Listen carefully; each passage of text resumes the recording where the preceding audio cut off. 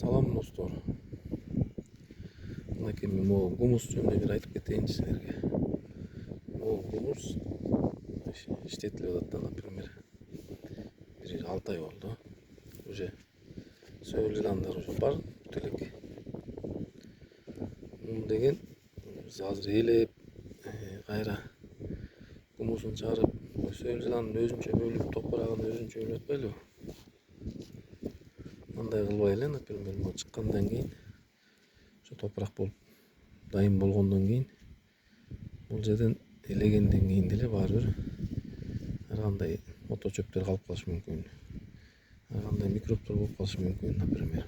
Ошондуктан анан муну деген жерге эле дайындап сээп, сөөл жыланы менен кошо.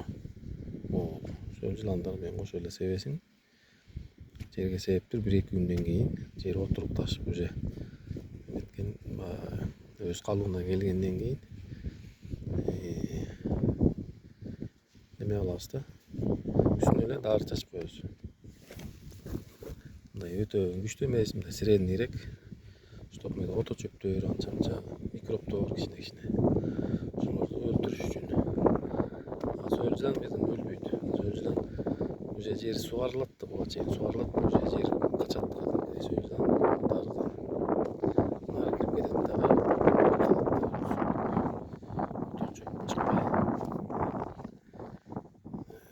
өсүшүнө да жакшы болот. Андан кийин уже постепенно уже сөөл жыландар уже жерде даже гумус кылып лишний немелерин жеп өзүнчө жашоо жүргүзө берет.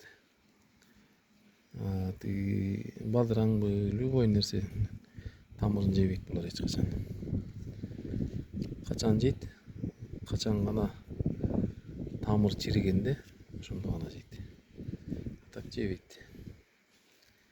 Нымдуулукту да сактайт экен биринчиден, экинчиден жерде жумшак болуп турат, катуу болуп калбайт да. Сөөл жылан сугарылат, тиги дары чачылат. Сөөл жылан өзү менен өзү тиякта жашай берет. Кыркта салынат. Ошентип мен жерлерди ошентип семиртип атам. Например, бадыраң айдасам деле, любой нерсе айдасам деле ушу боюнча эле салып салам. Сөөл жылан, бөөл жылан менен баарын подряд эле. Элеп отурбайм да. Болду анан.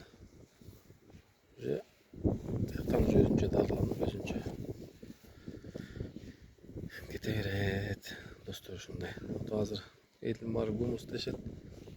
Гумустун деген именно мындай ным болуп турганда бул уже жакшы. Мындай иштей турган неме да бул, ным болуп тургандакей.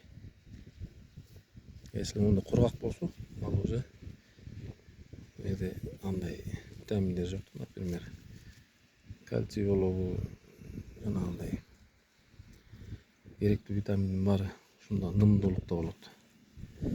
Если моундай бул кургак болсо, например, мынакей, бул уже жөн эле күйүп кетет да, эчтеке жок. Нымдуулук менен туура сакташ керек экен да. Мен ошентип өстүрүп атам баарын. Бадыраңды дагы, теплицаны дагы, бүт ичинде эмне бар, ошонун баарын ушу менен өстүрөм. Достор, ушундай лайкты басып, подписка кылып койгула.